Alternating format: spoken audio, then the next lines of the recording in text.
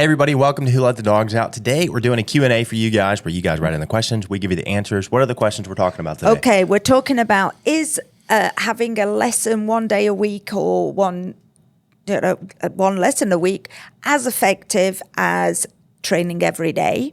Okay. And then we're doing what is the difference between using a flat collar or a prong collar. Okay. And then one is my doodle comes out of the crate and goes wild. All right. Well, that's what we're talking about today, folks. So stick with us if you want the answers. Who let the dogs out? Who let the dogs out? Hey everybody, welcome to Who Let the Dogs Out, the podcast designed to help you enjoy life with your best friend without all the frustrations. Join us each week as we help families across the country do just that. I'm your host, Corey, and I'm joined by my co-host, Sally. Yeah, and like we said, today we're doing a Q&A. That's fun because you guys write in the questions. We give you the answers. If you want to leave a question, you can drop it in the comments below or Send it to me at sally@wonderdogtraining.com. Yep. So that's the main format that we do. We also do our other main format's what we call dog talks. That's where we come on and talk about a topic related to dogs, dog ownership, dog training, something like that. So that's pretty cool. And then we also do interviews. So if you want to go back and check out our feed, we've done a lot of helpful shows. So if you got questions about dogs, all that kind of stuff. Yeah, I forgot to introduce us, but that's okay. I'm Corey, the founder of Wonder Dog, and this is Sally. She works in the office and does the podcast. I do. So that's who we are. Anyways, well, I got a couple. I got a trivia question from the internet, but I split it into a two-parter. So we're going to do a two-part trivia question today. Two-part trivia. So if you want the answer, stick with us to the end. So question number one is, how do dogs regulate their body temperature? That's question number one. Question number two is, where do dogs sweat and where do they not sweat? So we'll be talking about that at the end of the show. So if you want the answer to that, stick with us. Okay. Yeah, that's pretty much it. And then we'll catch up here in a second. But before we do that, and I've got a couple of fun things that have happened this week that I wanted to talk about on the show. Two things.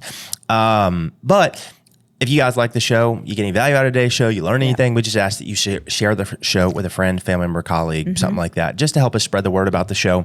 The numbers are growing, so we really appreciate you guys. Also, the next thing I was going to say is, drop a comment down below, engage with us, like the show. Yeah, definitely click the like because that helps. And subscribe. Yeah, subscribe, follow whatever platform you're using. So that's that. But before we catch up, we just celebrated a birthday. By the time you're hearing this, it'll be 5 or 6 days past your birthday. But I'm 37. 37. Again. And again. So, we just celebrated her birthday. So we did. Happy belated. If you want to wish Sally a happy birthday down in the comments below. Had birthday dinner last night. Yeah. The day after her birthday. Very delicious. Yep. It was Paige's birthday yesterday also. Yeah. So we did family/neighbor dinner. Yeah. And Sully went round as well. Yeah. We're still working on socializing the cat to the dog. So yeah. Well, she was closer. Yeah, she got pretty close. Walked Sully through the house, and she didn't run away or anything. So that's good. We're making some progress. We're making some progress. Strides. Yeah. Love it. We did a whole episode pretty recently about how to introduce a dog to a cat. And I have, been following all my own advice. It's gone pretty good. So I don't have a dog yet in the house, but every time I bring Sully around, kind of following the same advice and stuff. So Sully did really well. Yeah, he really wants to say hello. He wants to say hello. Yeah. Anyways, I guess what else is up in your world? Not a great deal, really. Sully's just doing great. That's good. Yeah. Still barks at the neighbours. Just got a bath. Oh, he did. Yeah, he lost another dog in fur. And looks so good. Yeah. Yeah. And then unfortunately, I was on a call to somebody inquiring about training. And Sully took it upon himself to bark the whole way through the conversation.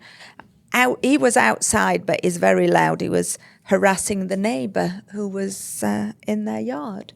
So I had to explain to this lady that my dog is not a very good representative of Wonder Dog when he thinks neighbours should not be in their yard. That's funny. We got to take a brief pause real quick, folks. We'll be right back. Alrighty, folks, and we're back. I had to put my phone on airplane mode, get a lot of spam calls, and I didn't want the video being interrupted because I got a call, and I forgot to put my phone in airplane mode. If you think you need a lot of stuff to start a podcast, you really don't. You just need a phone and a microphone. So, anyways, well, that's cool. Well, update. Last week I told them about possibly getting a puppy. Well, I've officially locked down a deposit, so... So excited. Yeah, I'm pretty excited. It just seems like the perfect fit, honestly. Like everything that's kind of just lined up. It's like the stars have aligned. Yeah, and I got some new information too last night. So after Sully came over, I had asked the breeder, I texted the breeder, and if she had bad news, I was going to keep it quiet. But if she had good news, I was going to tell Paige. But I was like, hey, have your dogs ever been around cats before? And she's like, yeah, the male sleeps in the bed with me and 2 cats every night. And the female, the mom, she's like, she can be around cats, but if I don't watch her close enough, she'll kind of chase them, but never like aggressive with them or anything like that. And I was like, just a fun sport. Yeah. And then she also said too that she's going to have the puppies around cats, and like, so if the cats need to correct the puppy for being like too much, then the cat will. So they'll learn like, okay, well, like we don't chase the cats basically. So I'm like, Could this be any more perfect for what I need? So I'm like, man, just praise the Lord. I just, I don't know, maybe once I get the puppy, I'll tell did I tell the full story about how it all happened last week, or did I just mention like talk to a breeder? I think you mentioned that you'd spoke to the breeder, but you'd reached out to the person and you'd filled in a huge form. Yeah. Well, maybe once I get the puppy, I'll do a whole story on how it actually came about, because it's a pretty crazy story, and it's just like Sally said, stars aligned. I definitely think the Lord's been involved. Every little bit of information that you've said is just like ticking boxes of your list of what you wanted. It's crazy. Yeah. Well, it's been cool because like I've been praying since Mia passed away. I'll just send a little prayer up every day. I'm like, God, please, please, you and Mia be up there picking out my next one. And when I get to the next one, I just pray I know it's the right dog for me, and it just seems like that prayer request is coming true. So yeah, what a blessing. Anyways, so like I said, I'll tell the full story once I get the puppy. But anyways, yeah, very excited overall. it is. Very excited. It's really exciting. Yeah, very, very cool. And you came across something interesting, and we're going to do it as a dog talk, aren't we? So watch this space. I'm not going to give you any more information, but it's going to be good. I will. It's I'll break the secret. To be fair, I've been training dogs for 11 years, but I've only really bought 2 puppies. I bought Sully and I bought Mia. Very different puppy buying experiences. I'll say that. Very. I bought Mia out of the back of a truck from a random guy that I got introduced to through a guy.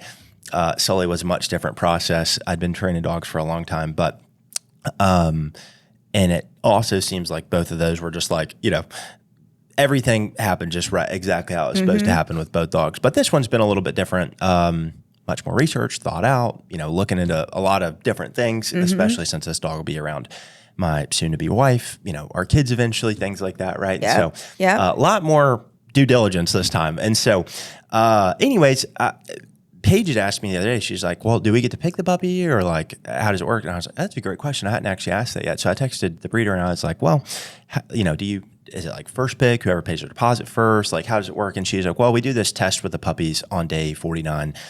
And this guy's going to do it, my training director. And he's like, I've heard his name before, but he's, got a pretty great reputation for himself. And anyways, so they do this test, and it's basically like a scientific way to evaluate a puppy and then tell how they're going to be when they're grown, basically. It's fascinating. And so there's like 10 tests that they do with the dog, and then you score the dog basically, and then you can, based on their score, you can tell how they're going to be as an adult. And it's a scientific, and I'm like, a lot of this stuff was like intuitive to me. Like when I was like helped people pick out puppies before, giving advice on picking out puppies or whatnot, or picked out Sully. Picking Sully. It's like, did a lot of that stuff, but I didn't have like a scientific way to like score it. A lot of it was just like intuitive to me, Yeah. And so, anyways, this is like a scientific way. So I was like, man, I need to print out that document. I read the whole document. I was fascinated by it. I'm like, I can see so many dogs like in this document. And so, anyways, read the whole thing, and I was like, I'm blown away by this. Like how, and also too, I'm 11 years old. How have I never heard of this? This is crazy. Yeah. I've heard of the general guidelines, but I didn't know there was like literally a scientific way to like score it and stuff like that. And it's like, it's still best guess. I'm sure that it might deviate a little bit, but I was just absolutely fascinated by it. So I was like, yeah, and I told you about it, and you're like, Told we me, got I to was do a like, podcast. That's on got to this. be a dog talk. Yeah. So. Oh my gosh. Yeah. So. Anyways, how cool though, right? So that's kind of the game plan. So we'll do a show on that too. Yes. Anyways, okay. Well, 2 random things that I thought about this week. Somebody asked me. This is gonna sound so dumb. Somebody asked me this week. It was yesterday, actually. Do dogs get hiccups? And I was like,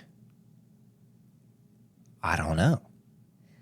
I don't think I've ever seen a dog with hiccups. And since you said that, Sully does something that's like hiccups, but it's not. He doesn't make a hiccup noise like we do as humans. Right.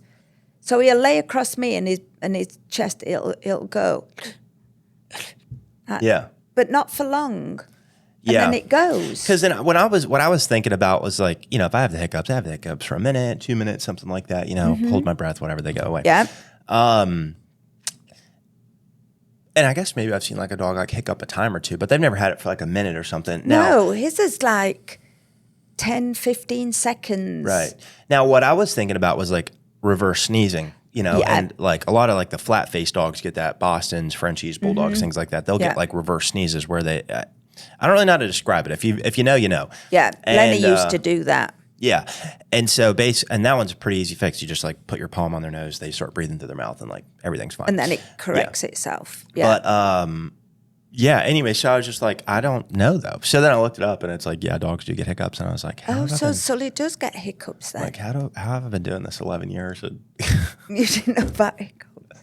Yeah. I was like, because it's pretty rare. Somebody asked me yesterday at an appointment too. They're like, do you ever have anybody like ever request anything like crazy? Like, I don't know, they want their dog to like open the toilet for them or something like that, or get a beer out of the fridge or something. And I was like, yeah, I mean, kind of. But like, I always tell people like, but I was saying that to say, it's pretty rare I come across a question where I'm just like, yeah, I don't know.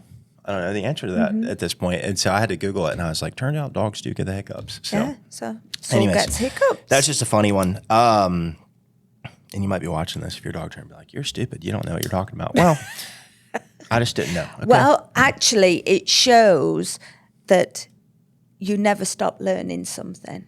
That's true. I'm also willing to say I don't know something if I don't know it. So, Yep. Now, I hadn't fully flushed this idea out this morning, but I was walking this morning, and I'm walking by myself on the green line, and I was thinking to myself, I was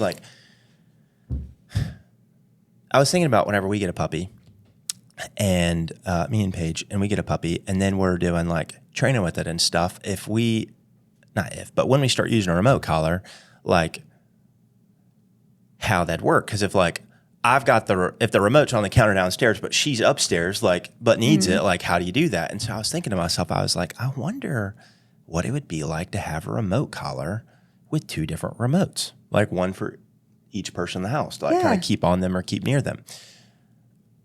I've never heard of that. I don't know if that's an option or possible, and I was also trying to think about too, like what could be the disadvantages of that.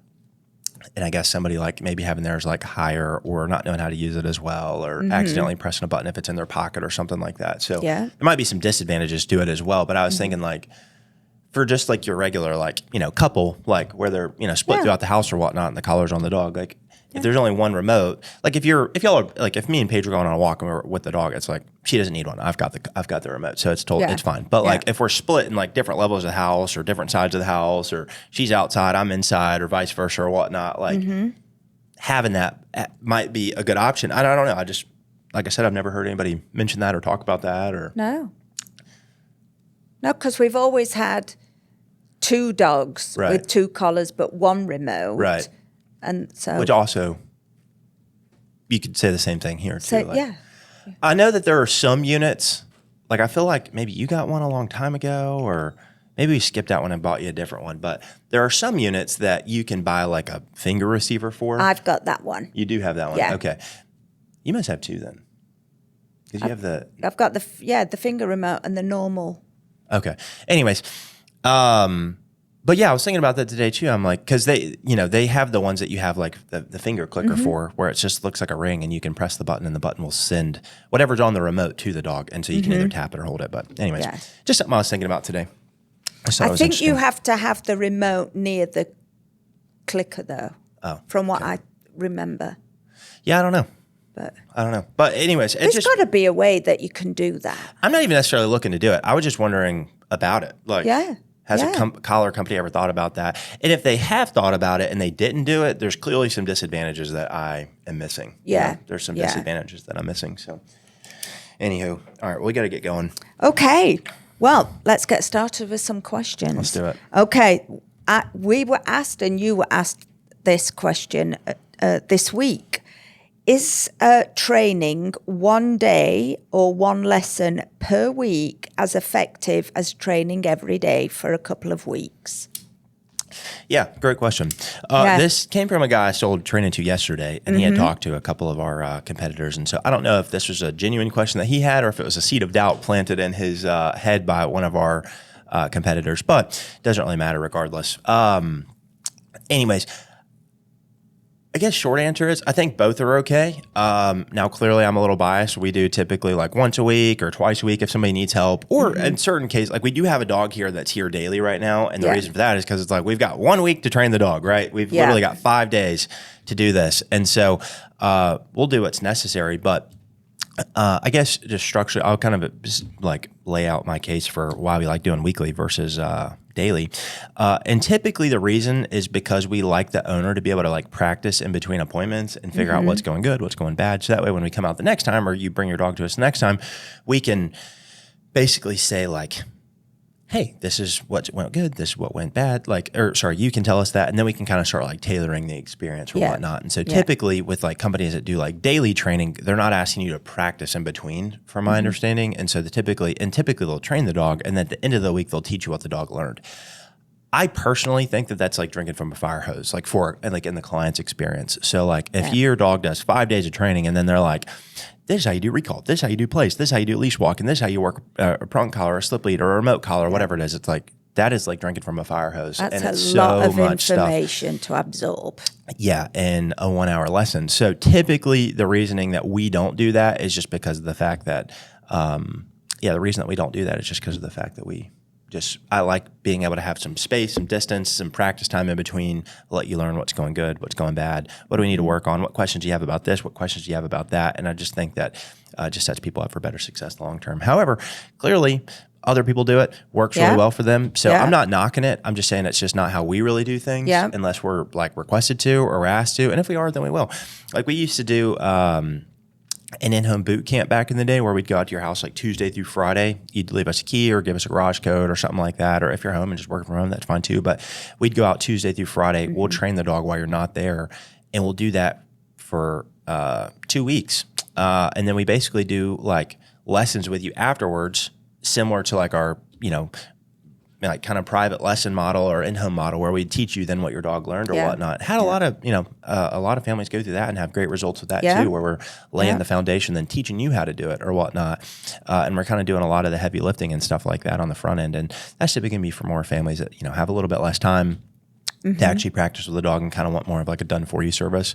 So not saying it doesn't work. I'm just saying this is why we do things the way we do them. I'm not saying it's the best. I'm not saying we're right. It's just our preference for how we do things. So we've had some great results though, and a lot of it is giving our families confidence to maintain things when we're not there.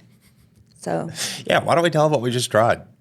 Reaching out to all the graduates and how well that went for us. We were trying to do like a summer kind of refresher course for some of our graduates and stuff. And there were a handful of people that needed some help with some follow-up stuff. But the amount of families that we called on and was like, hey, we just launched this like summer refresher program for like a day or 2 days or a week or whatever it is, like whatever you need help with.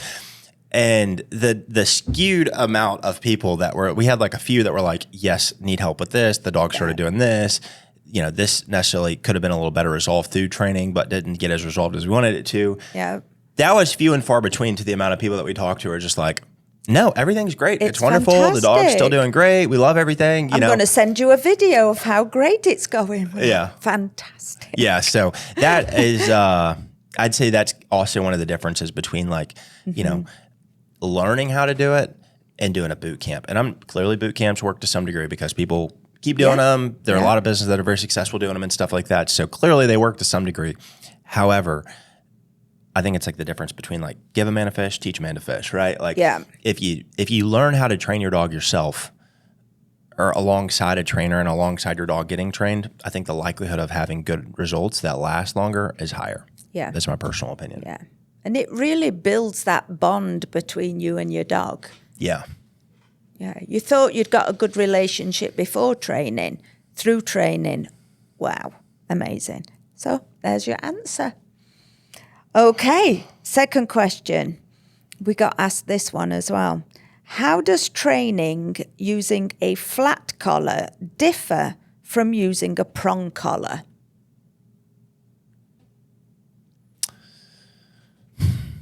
I think it differs in a lot of ways. Okay. Yeah, I mean, I think I came up with a concept back in 2019 called the hierarchy of collars, basically. And like on one side, it'd be good to like demonstrate, but I don't have like a visual demonstration or whatnot. But on like one side, you've got like collars and their level of effectiveness, and on this side, you've got human effort. And so like if you've got a prong collar at the top, and effort would be at the bottom, right? Because there's a lot more leverage there, right? Because you don't have to be as like strong or big or you still need to have finesse with the leash and the collar. But then like let's say you drop down to like, a choke chain, like okay, your finesse is gonna have to go up a little bit more because it's still effective, or like a star mark or something like that. Then you drop down to maybe like a slip lead, your effort's gonna have to go up a little bit more. Maybe drop down to a martingale, okay, effort's gonna have to go up more. Flat collar, effort's going up more. Harness, full max effort, right? And so there's this kind of like concept that like as you move up on the hierarchy of effectiveness, you move down on the level of like effort that it takes to like act. And by effort, I mean like strength. I'm talking about leverage here, Yeah. And so, yeah, you have to, be a little less strong, a little like, use a less tough corrections, things like that. Because that's just, prong collars are going to be more effective, period, than a flat collar or a harness. Yeah. A lot of people use harnesses thinking that they're getting more control. And actually, we find that they encourage the dogs to pull more because if you think about it, harnesses were made for sled dogs. Yeah, I mean, not only that, but also, too, this pulling aside, you have way less control. Like, if you want to control a person, a dog, whatever it is, like, you need control of the head. Wherever the head goes, the body follows, right? And so it's like, if I've got a dog on a harness, then I have to move the whole dog. If I want the dog to follow me, go with me, something like that. If I've got the dog on a collar of any degree, I could just turn the dog's head and the dog has to follow me, right? And so you want to connect, like, so if you want control of the dog, you need to have control of their head, basically, versus having the dog on harness and you have to move the whole dog, right? I mean, it's the same thing. Like if like when police officer are scrapping with people, it's like, they get their head so they can move. And I do jujitsu. If you want somebody's body to move their head, and the same thing with dogs too. It's like, it's like if I steer the dog this way, that's, by, pulling the leash this way, the dog has to move. If I want the dog to like move this way with a harness on, I've got to like literally move the whole dog, So anyways, that's kind of the idea. So anyways, I think that's kind of the overall like big difference. It takes a little bit more effort. More effort from human. Yeah. Okay. And here's a funny one. So this lady reached out for training for this. She says, when I let my doodle, there you go, doodle, out of the crate, he runs wild. He jumps on furniture, knocks things over, zoomies laps around the room. What can I do to stop this happening? Well, it sounds like you had a very excitable fella on your hands, or excitable lady on your hands. Yeah. And you'll be going out to visit them very soon. Oh, really? Okay, great. They're signed up for a free transformation session. That's good. Typically, what I'd probably say is the manners, once the dog's out of the crate, start before the dog gets out of the crate or whatnot. So I'd say starting with like teaching the dog, hey, you can only come out of the crate when you hear your password. I know you're excited to get out, but you can only come out whenever you hear your password, basically. I would say that'd probably be the start. So teaching the dog, hey, you got to wait till you hear the word to come out. So that'd be where I'd start. That's step one. Step two would be,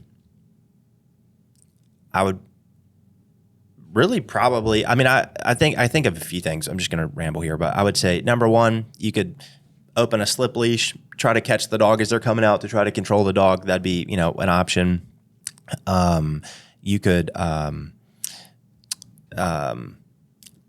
head straight to the back door and be like, come on, let's go outside, and like try to get the dog to run their energy out outside and stuff like that, and just start shaping where the dog like learns like, okay, every time I get out of the crate after mom's been gone, we go straight outside or something like that. So instead of like running around the house and mom's chasing me, I'm having too much fun. We're going straight outside, right? So excited to see humans. Yeah, exactly. Next one would be like maybe before, like set up more of a training exercise. I'm not saying do this if you're gone all day, but put the dog up for, 15, 20 minutes or something like that. Leave the leash on the dog in the crate. Then when the dog comes out, grab the dog on the leash, take the dog outside, things like that. And so the dog starts learning like, oh, okay. But you need, you might need control of the dog to be able to do that or something like that. So maybe try to set up a training exercise or two where like you can practice that or something. Yeah. Yeah. I think the way she was describing it is when she's been to work and the dog's been Locked up all day. But she said, it goes wild. So hang on in, we're coming. That's funny. Yeah, I would just try that stuff. I'd start with a password, not letting the dog out of the crate till they hear the password, and then trying to head straight outside or release the dog, and then set up some training exercise where you can kind of like replicate this behavior and stuff like that. I've just got visions of this doodle just going zoomy all around the room. All around the room. Not listening. Yeah.